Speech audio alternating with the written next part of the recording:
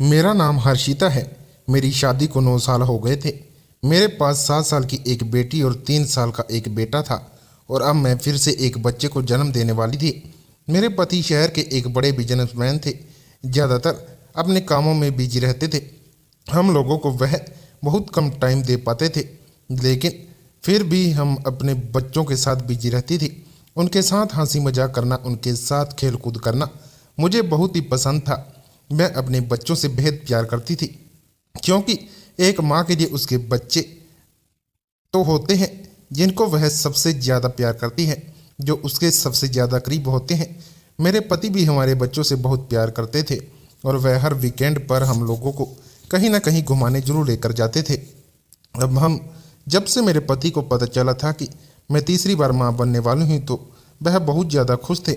इस बार मेरा आखिरी बच्चा होने वाला था, क्योंकि मेरे दोस्त सिरेजियन हो चुके थे। हमारे घर में एक पुराना नौकर काम करता था, जो मेरे ससुर के समय से यहाँ पर रहता था। जब मेरे ससुर जिंदा थे तो उन्होंने इस ड्राइवर के पिता को हमारे घर में नौकरी दी थी, और वह गांव के थे। उनका परिवार तो गांव में रहता था, मगर वह हमारे बंगले में ही रहकर घर के सारे काम किया करते थे, बंगले की देखरेख किया करते थे। वह बहुत वफादार नौकर थे। फिर जब उनका बेटा थोड़ा बड़ा हुआ तो उन्होंने अपने बेटे को भी अपने साथ यहाँ पर काम करना शुरू कर दिया था। जगत विजयदास काका का बेटा था, जिसके पिता ने भी सारी जिंदगी यहाँ पर बड़ी ईमानदारी के साथ काम किया था, और जगत भी पूरी ईमानदारी के साथ यहाँ पर काम करता था।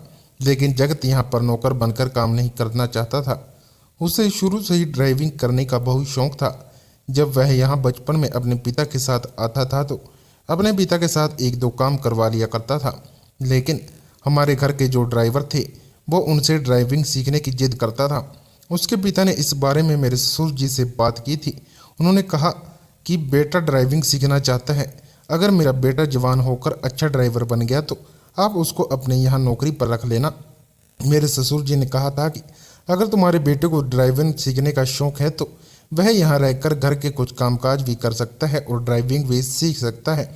विजयदास काका को इस बात पर कोई ऐतराज नहीं था, इसलिए उन्होंने अपने बेटे को परमानेंट यहाँ पर बुला लिया था। जगत भी अपने पिता की तरह बेहद ही वफादार और ईमानदार इंसान था। जगत ने हमारे यहाँ रहते हुए ड्राइविंग सीखी थी और वह घर की भी काफ़ी सारे काम कर लिया करता था। फिर एक दिन जगत के पिता की तबीयत बहुत ज़्यादा खराब हो गई थी और वह इस दुनिया को छोड़कर चले गए थे। और फिर धीरे धीरे जब जगत जवान हुआ तो वह पूरी तरह से ड्राइविंग सीख चुका था। जगत हमारे घर का एक अच्छा ड्राइवर बन चुका था, क्योंकि हमारे घर में ढेर सारी गाड़ियाँ थी। एक ड्राइवर तो पहले से ही था, हमें एक ड्राइवर की और ज़रूरत थी, क्योंकि एक ड्राइवर हमारे बच्चों को स्कूल लाने जाने का काम किया करता था और बाकी दूसरा वाला ड्राइवर बाकी के काम किया करता था। जगत पर हमने ज़्यादा जिम्मेदारी डाली हुई थी, क्योंकि जगत हमारा वफादार और पुराना ड्राइवर बन चुका था, जबकि बाकी हमारे यहाँ ड्राइवर बदलते रहते थे। लेकिन हमने कभी जगत को अपने यहाँ नौकरी से नहीं निकाला था। और फिर मेरी भी शादी इस घर में हो गई थी। धीरे धीरे मेरी शादी को 1 साल हो गया, मेरे बच्चे भी बड़े हो गए। मैं अब जगत को छेड़ा करती थी कि तुम अब शादी कर लो, तुम्हारी शादी की उम्र हो गई है। एक दिन मुझे जगत ने बताया कि मालकिन आपकी इच्छा पूरी होने वाली है, मेरी माँ मेरे लिए रिश्ता तलाश कर रही है। मैं तो इस बात पर बहुत खुश हुई थी। मैंने उसे कहा था कि मैं तुम्हारी शादी में तुम्हारे गांव जरूर आऊँगी, तो वह कहने लगा था कि जी मैं आपको अपनी शादी में ज़रूर बुलाऊँगा, क्योंकि हमारे माँ बाप तो आप ही लोग हो। बचपन से लेकर बड़े साहब और आप लोगों ने ही तो हमारा ख्याल रखा है। अगर आप लोग हमारा ख्याल ना रखते तो शायद आज हम इतने कामयाब ना होते। मैं उसकी बातों से बहुत खुश होती थी। मेरे पति जगत को बिल्कुल अपने छोटे भाई की तरह समझते थे। मैं भी उस पर बहुत भरोसा करती थी। अपने बच्चों के सारे काम में उससे ही करवाया करती थी। शुरू से ही जगत ने हमारे घर में कभी कोई गलत काम ना तो किया था और ना ही कभी होने दिया था। वह हमारा ड्राइवर था, लेकिन हमारे यहाँ के नौकरों पर भी नज़र रखता था। एक बार एक नौकर ने चोरी की थी तो जगत ने खुद उसे सबूत के साथ पकड़वाया था। हमें बहुत खुशी हुई थी कि जगत बिल्कुल हमें अपनी फैमिली की तरह समझता था, बल्कि हम भी उसे अपनी फैमिली का हिस्सा ही समझते थे। रात को वह अपने गांव वापस चला गया था, क्योंकि अब उसकी माँ अकेली रह गई थी। उसको हमने एक गाड़ी दी हुई थी। सुबह के समय वह मेरे बच्चों के स्कूल जाने से 1 घंटे पहले ही आ जाता था। हमें उससे बहुत सारा था। मेरे बच्चे भी उसे बहुत पसंद किया करते थे। जब उसकी शादी हुई थी तो मेरे पति उसकी शादी में शामिल नहीं हो सके, मगर मैं अपने बच्चों को लेकर उसके गांव चली गई थी। उसका गांव बहुत ही सुंदर था। मैं जगत की माँ से भी मिली। उनसे तो मैं पहले भी मिल चुकी थी। जब विजयदास काका हमारे काम किया करते थे तब हम कई बार काकी को हमारे यहाँ लेकर आए थे। जगत की पत्नी बहुत सुंदर थी। वह बेचारी गरीब थी। उसके पिता खेतों में मजदूरी किया करते थे, जबकि जगत शहर में रहने वाला एक ड्राइवर था और पढ़ा लिखा भी था। क्योंकि जब वह बचपन से हमारे यहाँ आता था तो मेरे ससुर ने उसका शहर में एडमिशन करवा दिया था। मेरे ससुर ने उसकी पढ़ाई का पूरा खर्चा उठाया था। इंटर तक अपनी पढ़ाई पूरी कंप्लीट करने के बाद जगत हमारे घर का परमानेंट ड्राइवर बन गया था। हम उसको अच्छी खासी सैलरी दिया करते थे और उसकी शादी पर भी मैंने उनको 5 लाख शादी के खर्चे के लिए दिए थे। और अलग अलग मैंने उसे एक मोबाइल भी खरीद के दिया था ताकि वह अपनी पत्नी को मोबाइल गिफ्ट कर सके, क्योंकि उसके पास भी एक छोटा सा मल्टीमीडिया मोबाइल था और उसकी माँ के पास मोबाइल नहीं था। इसलिए उसकी माँ को फ़ोन पर बात करने में पहले बहुत दिक्कत होती थी। मैंने एक स्मार्टफोन जगत की पत्नी को गिफ्ट के तौर पर दिया। अब वो दोनों सास बहू घर में अकेली हुआ करेंगी तो जगत से उनका कांटेक्ट आराम से हो जाया करेगा। जगत और उसकी पत्नी बहुत खुश हुए थे। मैं अपने घर आई तो मेरे पति जगत के गांव और उसके घर के हालचाल के बारे में पूछ रहे थे। मैंने उन्हें सब कुछ बता दिया था। मेरे पति ने भी जगत की शादी के अगले दिन दूसरे ड्राइवर के हाथ उसके और उसके पूरे परिवार के कुछ कपड़े भिजवा दिए थे। जगत के आस पड़ोसी समझते थे कि उसकी नौकरी शहर में बहुत अच्छी जगह होगी। उन लोगों का ना कि ऐसा मालिक मिल जाने से उसकी और उसके पिता की तकदीर बदल कर रह गई। उसकी शादी होने के बाद कई साल इसी तरह से गुजर गए थे और मैं प्रेग्नेंट हो गई थी। जब जब वह मेरे सामने आता था मैं उससे पूछती कि तुम्हारी पत्नी कब खुशखबरी सुना रही है। वह यही कहता था कि मालकिन शादी को 3 साल होने वाले हैं, मगर मेरी पत्नी अभी किसी हाल से नहीं है। मैंने कहा कि कोई बात नहीं, कभी कभी ऐसा हो जाता है। कुछ लेडी देर से कंसीव करती हैं और कुछ शादी के फ़ौरन बाद ही कंसीव कर लेती हैं। तुम परेशान ना हो। मगर वह कहता था कि मुझे बच्चों का बहुत शौक है। मेरी माँ भी हमेशा यही कहती है कि इस घर में सुनसान रहती है, बहू का बच्चा आएगा तो घर में रौनक लगी होगी। मैंने अपनी पत्नी को गांव की एक दाई को भी दिखाया। दाई कहती है कि बच्चा हो जाएगा, लेकिन इतना समय हो गया अभी तक बच्चा नहीं हो पाया। मेरी पत्नी बहुत उदास रहती है। मैंने कहा कि धीरज रखो, अभी तुम्हारी शादी को ज़्यादा समय भी नहीं हुआ है। वह कहने लगा कि मालकिन मुझे आपके बच्चे शुरू से ही बहुत अच्छे लगते हैं और मैं उन्हें शुरू से ही बहुत प्यार करता हूँ। देखना आप मेरे बच्चे होंगे तो वह भी आपके बच्चों की तरह ही समझदार होंगे। मैं अपने बच्चों का एडमिशन भी यहीं केसी स्कूल में करवाऊंगी। मैंने कहा था कि तुम फिक्र मत करो, जिस तरह से तुम्हारी पढ़ाई का खर्चा मेरे ससुर जी ने उठाया था उसी तरह तुम्हारे बच्चों की पढ़ाई का खर्चा भी हम लोग ही उठाएंगे। मेरा अभी 3रा महीना चल रहा था। मैंने देखा था कि जगत बड़ा उदास उदास रहता था। अब उसके चेहरे की हंसी भी बहुत कम हो गई थी। पहले जो वह हंसकर मेरे बच्चों से बातें करता था, अब वह बहुत खामोश रहता था। मेरे बच्चे तो अब काफ़ी बड़े हो गए थे, लेकिन मेरी छोटी बेटी अभी ज़्यादा बड़ी नहीं थी। मेरी बेटी बार बार उसके करीब जाती, मगर वह मेरी बेटी को इग्नोर करने की कोशिश करता था। मैंने सोचा ना जाने क्या बात है। मैंने जब इस बारे में एक दिन अपने पति को बताया तो मेरे पति कहने लगे कि उसके पास अभी औलाद नहीं है, इसलिए वह ऐसा करता है।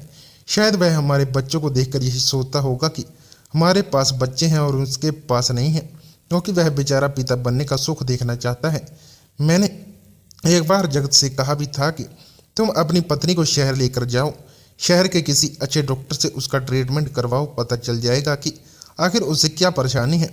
उसने कहा कि मालकिन किसी दिन ले जाऊंगा, लेकिन वह अपनी पत्नी को लेकर आता ही नहीं। शायद उसकी पत्नी माँ नहीं बन पा रही थी, इसलिए उसका इस बात पर उसके साथ झगड़ा रहने लगा था। अब वह ज़्यादातर अपने काम से काम ही रखता था और फिर कुछ समय के बाद मेरी डिलीवरी का समय भी आ गया था। अब मेरे पास दो बेटे हो गए थे, क्योंकि मैंने बेटे को जन्म दिया था। मेरा बच्चा बहुत ही प्यारा था। हम लोग बहुत खुश थे। मेरा पति ने मेरे हॉस्पिटल से आने के बाद बड़ी सी पार्टी का अरेंजमेंट किया था और नौकरों को भी मिठाइयाँ और कपड़े बांटे थे, मगर ना जाने क्यों जगत मेरा बच्चा देखकर भी खुश नहीं हुआ था। मेरे दोनों बच्चों से वह बहुत लगाव करता था, लेकिन इस बच्चे को तो उसने गोद में भी नहीं लिया था। मैंने इस बात को इग्नोर करने की कोशिश की थी। अभी भी जगत का मूड पहले जैसा ही, और फिर देखते ही देखते मेरा बेटा 2 महीने का हो गया था। मेरे बेटे की बहुत ज़्यादा तबीयत खराब हो गई थी और वह बुरी तरह से रो रहा था। उन दिनों मेरे पति काम के सिलसिले में शहर से बाहर गए हुए थे। मैंने जल्दी से कॉल करके जगत को बुलाया और मैं उसके साथ हॉस्पिटल चली गई। वहां जाने के बाद मैंने उसका चेकअप कराया तो डॉक्टर ने कहा था कि मेरे बेटे को निमोनिया हो गया है और उसे एडमिट करना पड़ेगा। मैंने अपने पति से फ़ोन पर बात की और उनको अपने बेटे के बारे में बता दिया, तो यह सुनकर वह भी बहुत परेशान हो गए थे। उन्होंने कहा था कि मैं जल्द ही अस्पताल पहुंच रहा हूं। 2 घंटे के बाद ही मेरे पति सब कुछ छोड़ छाड़ कर अस्पताल पहुंच गए थे। वह बहुत परेशान हो रहे थे क्योंकि डॉक्टर ने मेरे बेटे की तबीयत सीरियस बताई थी। मेरे बेटे को अभी 2-3 दिन तक और अस्पताल में एडमिट रहना था। रात का समय हो चुका था। अब हम दोनों पति पत्नी को अस्पताल में रुकना था। मैंने अपने पति से कहा कि आप घर चले जाइए, मैं यहाँ रुक जाऊंगी। मेरे पति कहने लगे कि नहीं, हम दोनों ही यहाँ रुक जाते हैं। मैंने कहा कि नहीं, आपका घर जाना बहुत ज़रूरी है। बच्चे घर में अकेले हैं। आप तो जानते हैं ना कि उन्हें आपके या मेरे बिना नींद नहीं आती। उनके लिए तो दोनों में से कोई एक ज़रूरी होना चाहिए, इसलिए आप घर चले जाओ। वैसे भी आप ट्रेवल करके आए हो, थक गए होंगे। मेरे पति कहने लगे कि अच्छा ठीक है, मैं सुबह होते ही आ जाऊंगा। जगत ने मेरे पति को घर पर छोड़ दिया। उसके बाद वह अपने घर चला गया था। अस्पताल में मैं अकेली ही रुकी हुई थी। रात का टाइम था जब सब लोग सो रहे थे। मेरा बच्चा इमरजेंसी वार्ड एडमिट था। वहाँ पर लेटने बैठने की कोई जगह नहीं थी, इसलिए मैं बाहर बेंच पर आकर लेट गई थी और लेटते ही मुझे गहरी नींद आ गई थी। लेकिन जब मेरी आँख खुली और मैं इमरजेंसी वार्ड में अपने बेटे को देखने के लिए गई तो मेरे पैरों तले से ज़मीन निकल गई कि मेरा बेटा तो वहाँ पर था ही नहीं। मैंने ज़ोर ज़ोर से चिल्लाना शुरू कर दिया और कहा कि मेरा बेटा कौन ले गया, मेरा बच्चा कहाँ गया। हॉस्पिटल का स्टाफ भी मेरे इस तरह के रोने पर मजबूरी तरह से डर गया था, इसलिए उन लोगों ने पूरे अस्पताल में मेरे बच्चे को तलाश कर दिया था, लेकिन मेरा बच्चा उन लोगों को कहीं भी नहीं मिला था। मैं बहुत परेशान हो गई थी कि मेरा बच्चा कहाँ है। मैंने अपने पति को फ़ोन करके बुला लिया था। उन्होंने भी हर जगह तलाश कर दिया था, मगर मुझे मेरा बेटा कहीं नहीं मिला था। अभी वो तो 2 महीने का ही था। आखिर वह कहाँ जा सकता था? जरूर उसे किसी ने चुरा लिया था। पुलिस में रिपोर्ट दर्ज करवा दी गई, मगर पुलिस भी मेरे बेटे को नहीं ढूंढ सकी। मैं और मेरे पति बेहद परेशान हो गए थे, लेकिन इस दौरान 2 दिन के लिए जगत ने छुट्टी ले ली थी। इस समय हमें उसकी ज़रूरत थी। जगत ने फ़ोन करके कह दिया था कि उसकी पत्नी की तबीयत ठीक नहीं है। जब उसने अपनी मजबूरी बताई तो हम लोगों ने उसे कुछ नहीं कहा था। दूसरा वाला ड्राइवर सारे काम देख रहा था, मगर मेरा बेटा कहीं नहीं मिल सका। कई महीने गुजरने के बाद फिर मैंने इस उम्मीद पर जीना छोड़ दिया था कि मेरा बेटा वापस आएगा। मेरे दोनों बच्चे अपने भाई को याद करते थे। आखिरकार मैंने उसे जन्म दिया था। मैं उसे बहुत प्यार करती थी। मेरी गोद से मेरा बच्चा छीन गया था। मैं नहीं जानती थी कि अस्पताल में जाने के बाद मेरा बेटा ही मुझसे अलग हो जाएगा। इस दौरान जगत हमारे घर पर आया था। उसने छुट्टी 2 दिन की ली थी, मगर वह काफ़ी दिनों तक गायब रहा था। जब जगत वापस आया तो काफ़ी देर तक वह मेरे साथ मेरा दुख बांट रहा था। मैंने उसकी पत्नी की तबीयत के बारे में उससे पूछा तो उसने कहा कि अब उसकी तबीयत काफ़ी बेहतर है। जगत को भी दुख था कि मेरा बेटा गायब हो चुका था, मगर इस मामले में तो वह भी कुछ नहीं कर सकता था। जिंदगी इसी तरह से आगे बढ़ती गई थी। जगत जो पहले काफ़ी परेशान रहा था, लेकिन अब उसके चेहरे पर मुझे कहीं भी परेशानी नजर नहीं आई थी। वह हंसता मुस्कुराता रहता था। शादी से पहले उसका जैसा नेचर था, वह अपनी इसी तरह के नेचर में अपनी ज़िंदगी उसके अंदर आ गया। बदलाव अचानक कैसे आ गया था, यह बात मैं समझ नहीं पाई थी और कहीं कहीं यह बात मुझे शक में डाल रही थी। मगर मैंने सोचा कि नहीं, मुझे जगत जैसे ईमानदार इंसान पर शक नहीं करना चाहिए। आखिर उसके पिता ने भी अपनी पूरी ज़िंदगी हमारे यहाँ ईमानदारी के साथ रहकर गंवा दी और जगत भी वह सब कुछ कर रहा है। मुझे उस पर शक नहीं करना चाहिए, मगर मेरा दिल उस पर शक करने पर मजबूर हो रहा था। वह काफ़ी खुश रहने लगा था। मैं उससे पूछती कि तुम्हारी पत्नी का ट्रीटमेंट चल रहा है, अब तुम्हारी पत्नी को कोई गुड न्यूज़ मिली है या नहीं, तो वह यही कहता कि अभी कोई गुड न्यूज़ नहीं मिली, जल्दी ही मिल जाएगी। उसको किसी ने बड़े डॉक्टर के बारे में बताया है। वह अपनी पत्नी को वहाँ लेकर गया और वहाँ डॉक्टर ने कहा कि जल्द ही उसकी पत्नी भी प्रेग्नेंट हो जाएगी। यह बात सुनकर मेरी आंखों में आंसू आ गए थे। मुझे अपने बेटे की याद आने लगी थी। मैं सोच रही थी कि मेरी गोद में बच्चा आया था और कुछ समय मेरे पास रहना ना जाने कहाँ खो गया। मगर फिर मेरे पति ने मुझे भरोसा दिलाया, तसल्ली दी और कहने लगे कि हमारे 2 बच्चे तो पहले से ही हैं, ना हमें अपने उन दोनों बच्चों के साथ ही अपनी ज़िंदगी गुजार देना चाहिए। अगर हमारे भाग्य में हमारे बेटे का मिलना लिखा होगा तो वह हमें जरूर मिलकर रहेगा। लेकिन यह सोच सोच कर मेरा दिल बेचैन रहता था कि मेरा बच्चा ना जाने कहाँ होगा, किस हाल में होगा। जिसने मेरे बच्चे को चुराया है उसने मेरे बच्चे के साथ ना जाने क्या किया होगा। यह सब कुछ जगत को बता रही थी। जब ना जाने क्यों मैं जगत के चेहरे पर कुछ ऐसे एक्सप्रेशन देखे थे जो बड़े ही अजीब थे। फिर मैंने उसे इग्नोर किया। मैंने कहा कि भगवान तुम्हारी पत्नी को जल्दी ही औलाद दे, तुम भी पिता बन जाओ, तुम्हें बच्चों का बहुत शौक है। जगत कहने लगा कि जी मालकिन। यह कहकर वह मेरे पास से चला गया था। लेकिन अब मैं देखने लगी थी कि जगत बहुत जल्दी जल्दी छुट्टियां करने लगा था। पहले वह ऐसा नहीं करता था। अब हर दूसरे तीसरे दिन फ़ोन करके कह देता कि कभी उसकी पत्नी की तबीयत खराब है तो कभी उसकी माँ की तबीयत खराब है तो कभी उसकी खुद की तबीयत खराब है तो कभी उसे कोई ज़रूरी काम आ गया। लेकिन इससे पहले कभी ऐसा नहीं हुआ था। उसकी माँ की और पत्नी की पहले भी तबीयत खराब होती थी मगर वह ठीक हो जाती थी। अब ना जाने ऐसा क्या हो गया था कि वह छुट्टियां करने पर मजबूर हो गया था। एक दिन मैं बड़ी गहरी सोच में बैठी हुई थी जब मेरे पति मुझसे पूछने लगे कि क्या हुआ, क्या सोच रही हो। तो मैंने उनसे बताया कि ना जाने मुझे ऐसा क्यों लगता है जैसे हमारा बच्चा जगत ने चुराया है। मेरे पति ने चौंक कर मुझे देखा और वह कहने लगे कि तुम पागल हो गई हो क्या, यह बात तुमने अपने मुंह से भी कैसे निकाली। मैंने कहा कि नहीं नहीं, मुझे सिर्फ ऐसा लगता है, मैं श्योर नहीं हूँ। मेरे पति ने कहा तुम्हें यह बात बिल्कुल भी अपने मुंह से नहीं निकालनी चाहिए। तुम जानती हो ना कि जगत और उसके पिता ने कितने साल हम लोगों को दिए हैं। अब फिर से इस बात पर जब जगत नौकरी पर आए तो मैंने उससे कहा था कि जगत तुम आजकल ज़्यादा छुट्टियां करने लगे हो, तुम्हें क्या हो गया है, क्या घर पर कोई परेशानी है। तो वह हंसने लगा और कहने लगा कि नहीं नहीं मालकिन, कोई परेशानी नहीं है, बल्कि खुशखबरी है, मेरी पत्नी माँ बनने वाली है। यह बात सुनकर मुझे खुशी हुई थी। वह कहने लगा कि अब से मैं छुट्टियां लेता रहूँगा क्योंकि मुझे अपनी पत्नी का भी ख्याल रखना है। मैंने कहा अच्छा ठीक है, मगर ज़्यादा छुट्टियां मत करो। तुम जानते हो कि मैं अपने बच्चों को सिर्फ तुम्हारे साथ ही स्कूल भेजती हूँ, दूसरे ड्राइवर पर मुझे ज़्यादा भरोसा नहीं है।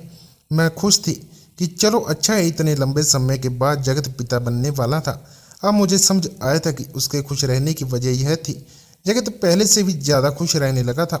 एक दिन शाम का समय था जब मेरे दोनों बच्चे ट्यूशन गए थे। मैं गार्डन में टहलने के लिए जा रही थी। मैंने सोचा कि वहीं पर जगत से भी मिल लूँगी।